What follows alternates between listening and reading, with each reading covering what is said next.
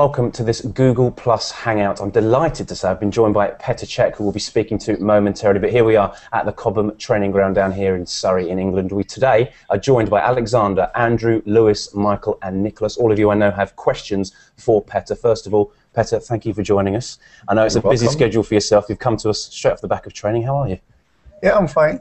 No, we had a good session today. We spent most of it with the goalkeepers.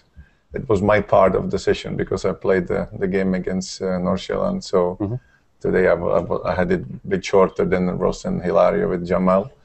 But it was a good session, and obviously now I'm looking forward to the new experience. It's an incredible schedule at the moment. It seems to be game after game after game. How much of a challenge is it to keep yourself fresh and sharp and, of course, fit as well? Well, you need to juggle between, being fresh and as well be able to maintain the level of fitness. So this is a constant juggle to judge whether you are, good enough to train more or less, or if you prefer to have like a lighter session.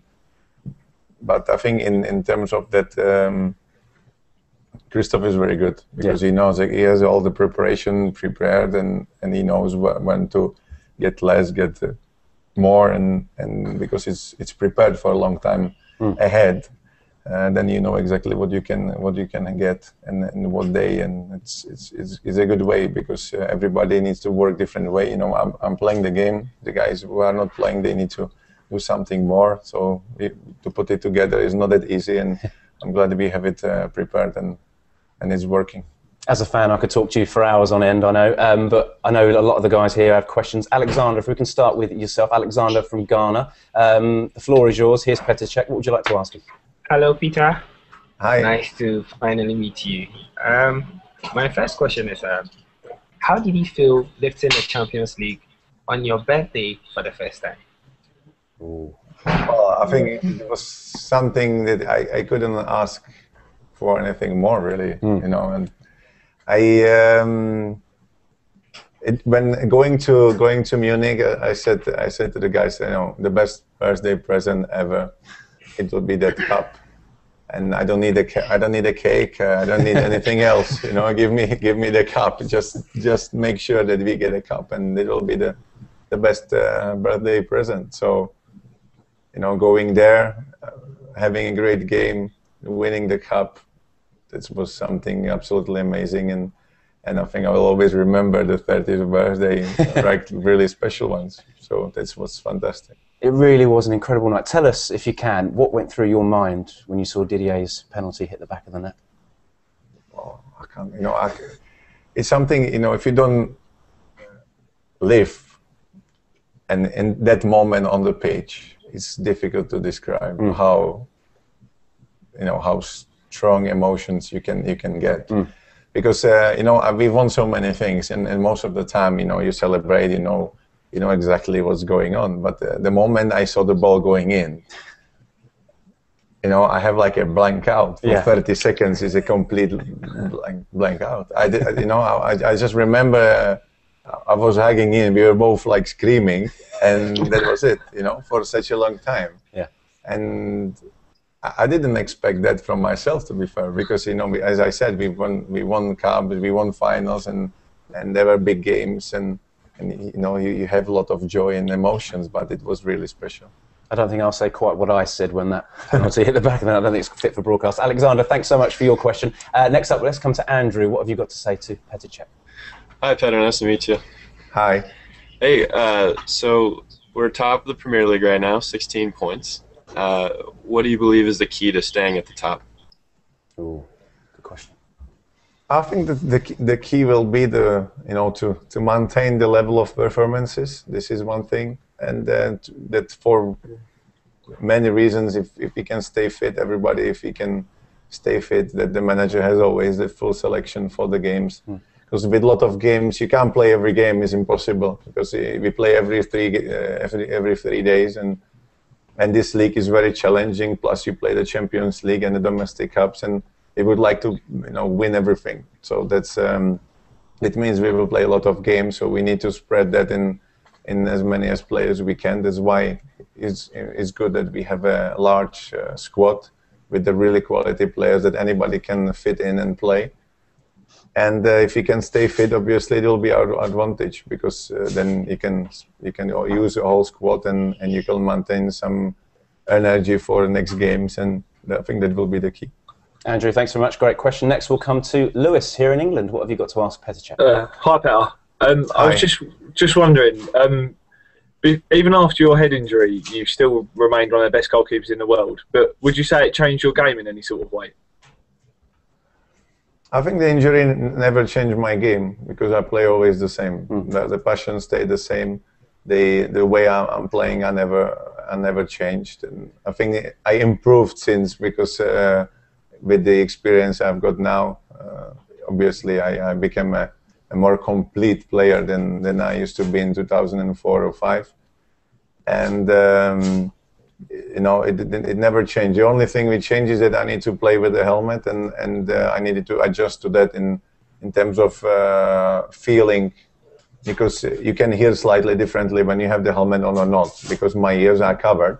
So that was the only adjustment I had to make. Was to get used to the fact that, you know, if you have your ears like that, then you can receive all the informations which is around. When you have it covered, it's slightly limited. So that means that automatically you need to make sure you know every time what's behind you. But you will, as always, if you keep repeating things, you will learn it. And since I've been learning for such a long time, so I would say that the helmet is like my second skin. So it doesn't really matter to me now. Take us back to that game against Reading, because I think I speak for all Chelsea fans when I say it's a game I don't think any of us will ever forget. What do you remember of the build-up to and the minutes after the injury happened? Well, to be fair, I remember the night before. I had like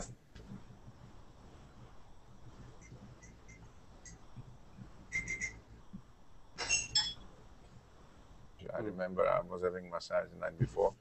I remember in the hotel, which is kind of, I've been there only once, I think. So I remember kind of the hall in the hotel, and that's it. And going to the stadium, I don't really remember the journey going to the stadium. Yeah. I remember the dressing room and the way we came out for the warm up. I remember like fractions from the warm up and the handshake, and that's it. That's it. So after the handshake, I know that I went to we swapped sides, and that's it. That's the last thing. And to be fair, when I came back after, the year after, we played Reading, we won 2-1. Actually, I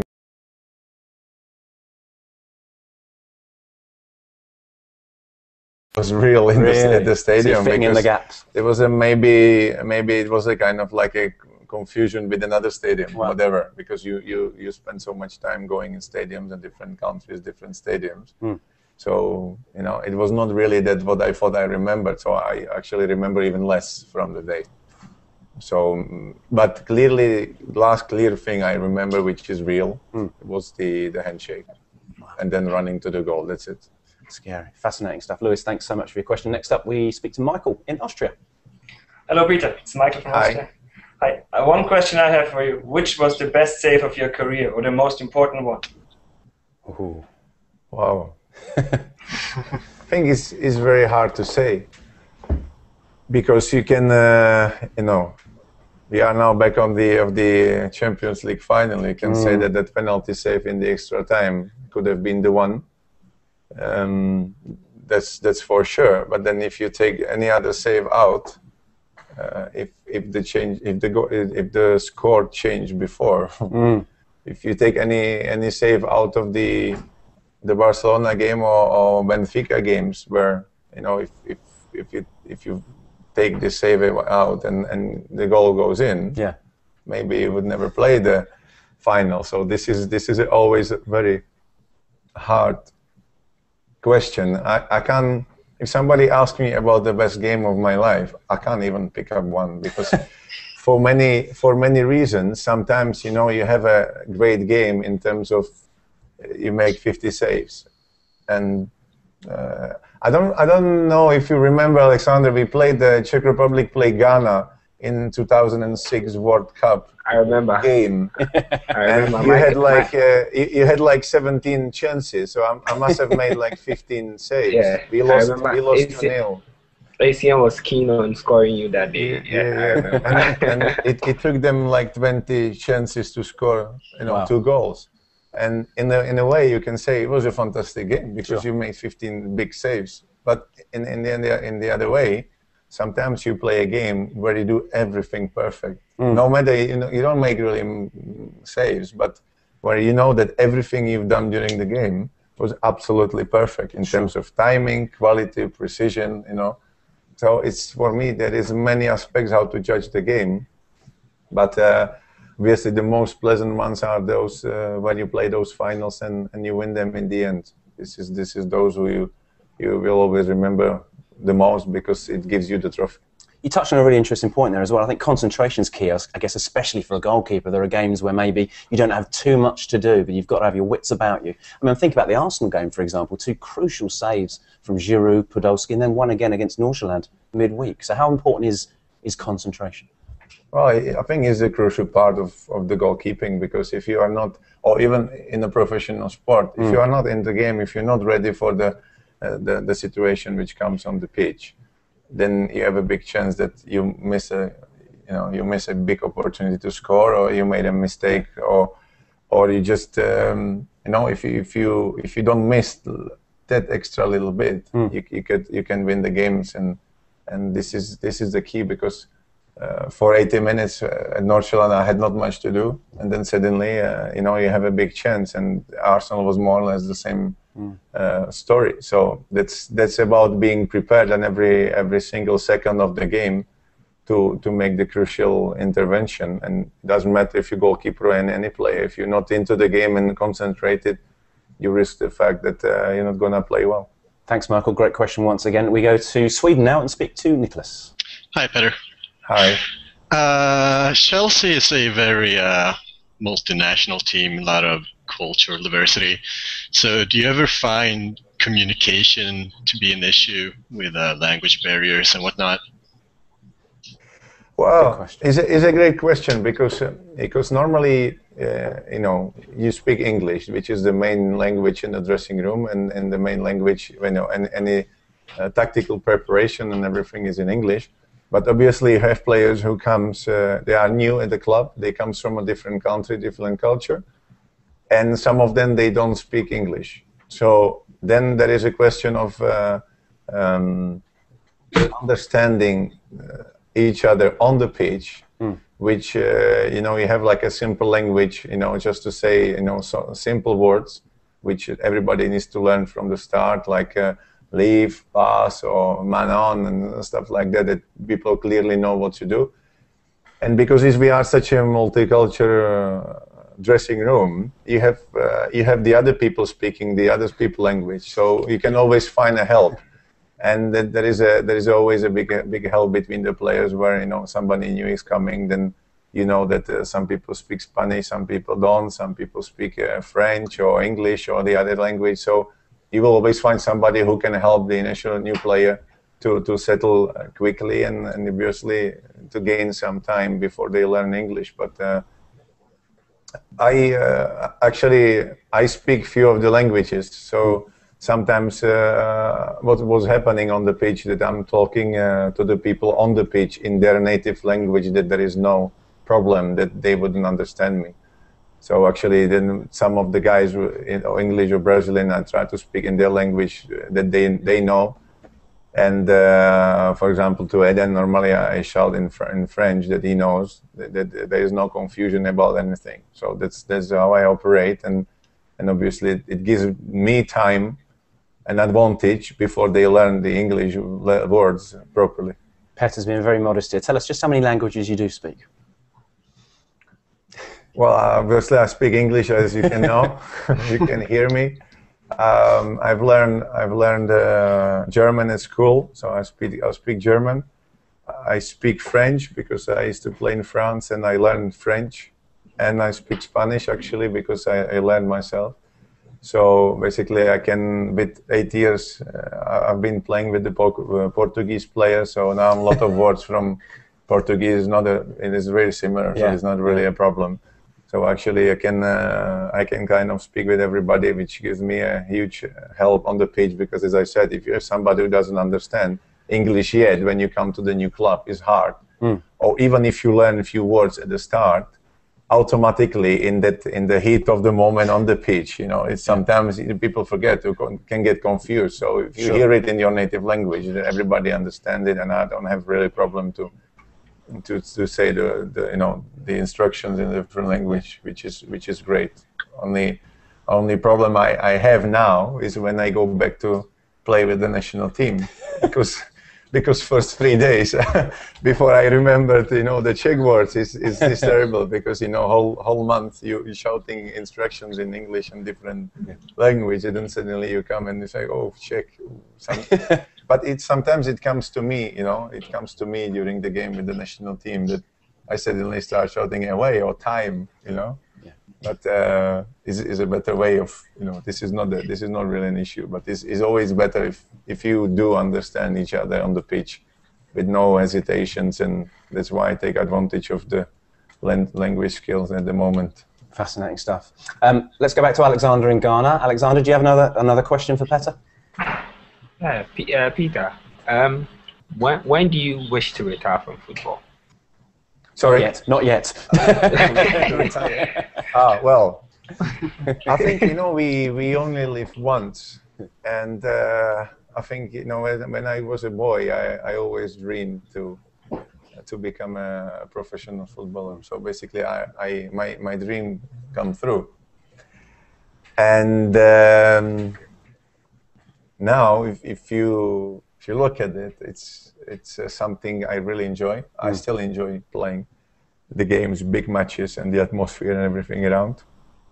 And the game itself, it's not only about like a huge crowd and stuff, but I really enjoy the challenge and the games, and it gives me satisfaction if I do it right. So, and as I said, we live only once, and your career can be only once, because when you stop now and you want to come back at 45, you can't do it. Sure. So I think as long as I will be able to play, and people will want me to play, that I would like to play. How long it's gonna be, I don't know. I've been always saying, one day if I come to the training ground and I will feel that this is not anymore what I want to do, I will stop, because I really, I'm driven by that joy of, training, playing, doing, winning games and doing the right things on the pitch, and with the joy of that. If I don't have the joy anymore, then it will become like purely just a job, and I think that will be the moment I stop. And I guess as a goalkeeper, you're at 30, you're only approaching the peak of your career, but do you have one eye on maybe what you'd like to do once your playing career comes to an end? It's hard to say, because I've been professional since I was 17, and you have always traveling, games, traveling. If you become the manager, you have hotel traveling, And then I don't know whether I will want to continue with the kind of structured life like that, when you can't really prepare or plan ahead, because you never know what's going to be tomorrow, because your schedule always depends. If you win the next game, if you play a match, if you play a cup game, your schedule always depends if you win a game or if you lose the game. So there's nothing really you can plan. So maybe there will be I might take some break completely out, and let's see what's going to happen. Great stuff. Well, let's go back to the USA. Andrew, do you have another question for Petr? Sure. Alex kind of stole it, but I have another one. Sorry, man. So nobody's ever defended the Champions League crown before. I think we can do it. What would be the key to doing that, in your opinion? Good question. Well, I think you need kind of everything coming together again, because you can see you have so many fantastic teams in the history and nowadays, and nobody has ever defended the Champions League, because it's you have the best teams in Europe playing the Champions League. So basically, you every game you come up against the champion of any country, which is a fantastic teams. All the teams which were top 3 in the best leagues in Europe. So every game is very challenging, and which means it's very hard to win every games. And you can have one unlucky game in the whole Champions League, and you're out. Yeah. And that's something. It's something you can't really control, because you can have a game where you play really well, you hit 10 times a post, the goalkeeper makes another 10 saves, and suddenly there is one deflected shot comes in, and you lose 1-0 and you're out.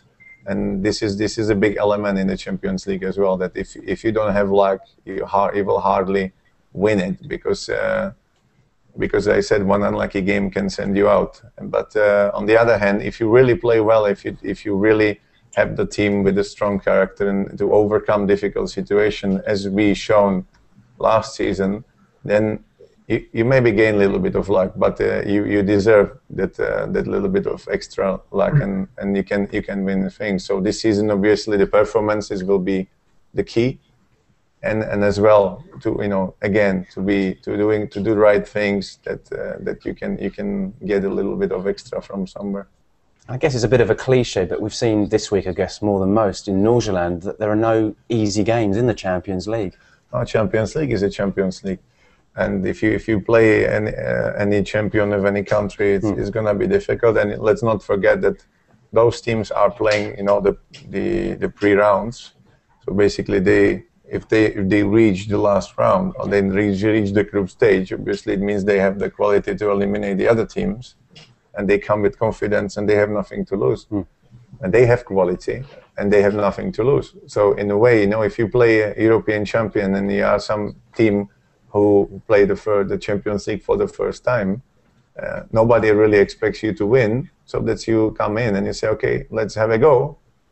It can be the best day of our career, and let's enjoy it. So they play with no pressure, and as long as the game goes the way everybody wants, they can feel that there is something in the air which maybe they can reach the good result. It becomes very difficult, because everybody can play football, everybody can have a great game, and if you're not on top of that, then you are in trouble. And sure, it's great that we managed to be on top of it. Well, hopefully we'll be sat here in May talking about Chelsea being the first team to retain the Champions League title. Next up, let's speak to Lewis again. Do you have another question for Petr? Yeah. How have you found life under Di Matteo? Do you enjoy playing a more counter-attacking system where more might be asked of you, like playing the ball out from the back and that? Well, I think you need to be able to adapt the way you play, what in the team you have, and the players you have in the team, because we can't play the way Stokes play, because we don't have players for that. And on the same hand, you can't always play from the back, because the opposition as well is not just pawns you would put in the pitch, sure, and let them run around. They are active. They know what they want to do. It's a Premier League opposition or Champions League opposition, and then they will do everything to stop you playing. So you really need to find a way how to build up, use the quality of your team, use the quality of the players you have in the team, and we have really talented and great players in the team. So it's not, that he will have a help somewhere. If you get the ball to the player, that they are capable of making the situation more comfortable for your team, open the space, find a great pass, or finish the action off. So this is a massive help. But I think if you have 11 individuals with the great skills, and they are not playing as a team, you will never win. You can have 10 geniuses in the same team, and if they have the genius idea any second, but each of them on different time or different thing, you will never, it's genius, but they will never make the pass. Yeah. So that's great that we have that understanding between the team, that the players understand each other, that you can see we play as a team. And that's great to see, because the team is as a unit is the most important part, and then obviously the skills and the quality of the players will come out of that and make the difference. So far we've been having a very good season, but it's early days, and I think we can get better, because we still have players who only just came to the club, so they are still settling in and discovering the league, and I think that we had something we can build on and to continue. Really interesting point from Lewis there about us playing from the back. In your experience, obviously football evolves and changes year on year. How has the role of a goalkeeper changed, even during your playing career, do you think? Well, first, when I started being goalkeeper, any back pass I could catch with the hands. Yeah. So it was so easy that, you know, every back pass, you just didn't have to bother what to do with it. You just grab it. Then obviously you were banned from taking with the hands unless, you know, it was a head or chest. Sure.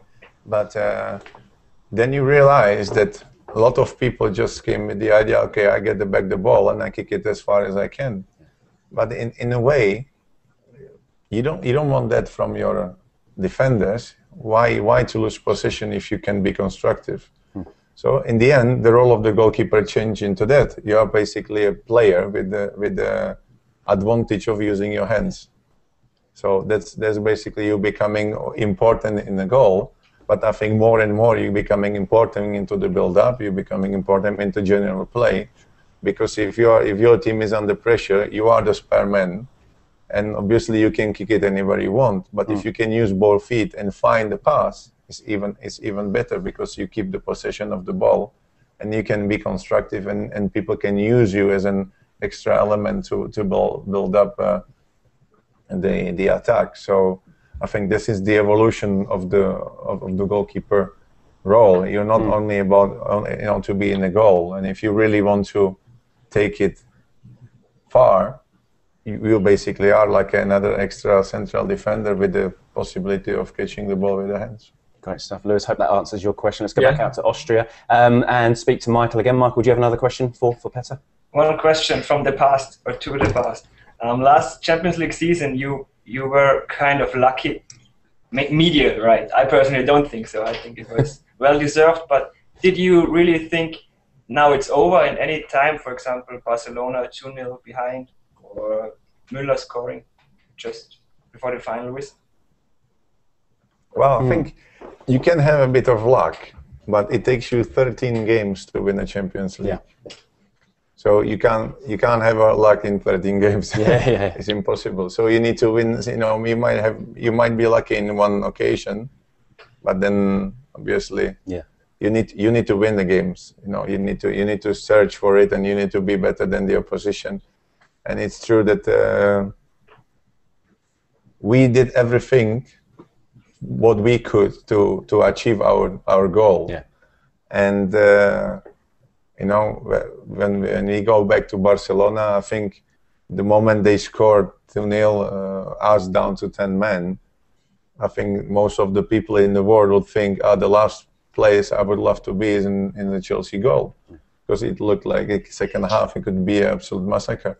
And in a way, you know, we came against the odds again, and we kept doing that during the whole Champions League campaign. And nothing, especially in the group stage when we played Valencia, we needed to win. There was nothing lucky about that. We just came in and won a game, and we really showed that under pressure we can play well. I think Napoli, there was nothing lucky about that, because we needed to score 4 goals to progress. Against Benfica, I think it was possibly the most complex game we played in the Champions League last year, because we really played well in both games. We had the control, we scored goals, and away of home particularly we played really well. And we were composed, we kept the balance, and it was in terms of that, for me it was really maybe the best game we played. And then we were let's say we could have had a little bit of luck against Barcelona in a home game when they you know, Alexis hit the crossbar, and there was one ball where Ashley kicked it out, you know, from the goal line. You can say yes, but in the moment it's not really lucky when Ashley was there covering, and then he was able to kick the ball away, because you can't really count it as a luck. The crossbar, yes, is maybe a little bit of element of luck, but then playing away down to 10 men, I think there's nothing lucky about scoring 2 goals. You know, we defended as we could. We were, you know, we got so much stick about that, But if you're down to 10 men at Barcelona losing 2-0 with them with full confidence, and going to 2-1, you know that they will have to put everything on you and put you under pressure. Then the circumstances made you defend. We didn't really, you know, we don't go to the game thinking, oh my God, we will be defending our box, and you want to do it for 45 minutes. No way. You don't want to do that, because you know it is a matter of time whether they score 1 or 2 goals. You don't want to do that. But the circumstances takes you there. So we knew that we couldn't do anything more than we did. And that was to defend our lead, because we know we were down to 10 men, they were playing so well. So you have no possession of the ball, then you keep running, you keep defending, and you have no energy to run, and everybody is in front of the box. So if you get possession in front of your box, you have 80 yards to run to score. And if you're tired and you keep defending and you have not really support because everybody is around that box, that becomes a bit of an issue. So we knew that we had to dig hard to survive that unpleasant part of the game. And we did it well. And I think that what shows that everybody kind of knows that if you manage to do that, maybe you might win against Barcelona, maybe from counter-attack. And everybody has known that for 5 years, but nobody has ever really done it. A part of Inter, they managed to do that. We managed to do that a few times, so which means that it's a skill. It's not really luck. It's a kind of skill. You want to really defend like that tight. Not everybody can do it. So I think there was not real element of luck in the word of the meaning of the word, because we really did enough to make that hard for them. Really was an incredible campaign. I think Chelsea fans will agree. We all withstood our own fair share of bad luck over previous seasons as well. Guys, we're nearly out of time, unfortunately, but we've got time for Nicholas in Sweden to ask another question, if you'd like to. Yeah. Growing up, were there any players that you looked up to, or who helped motivate you to become one of the world's greatest goalkeepers? Well, I think, we already spoke about the evolution of the game. Yeah. And, if you look at the past, you had somebody like Petr Cech, who was absolutely brilliant. And the way he was playing, I think he was 10 years ahead of everybody. Right. In a way, in the philosophy of his goalkeeping, you can see he was more advanced. He was reading the game. He had a huge presence in the box.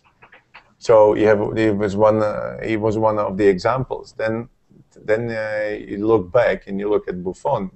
When he started playing really young, it's a completely different school. Yeah. But his presence and decisiveness in the games, it's very striking.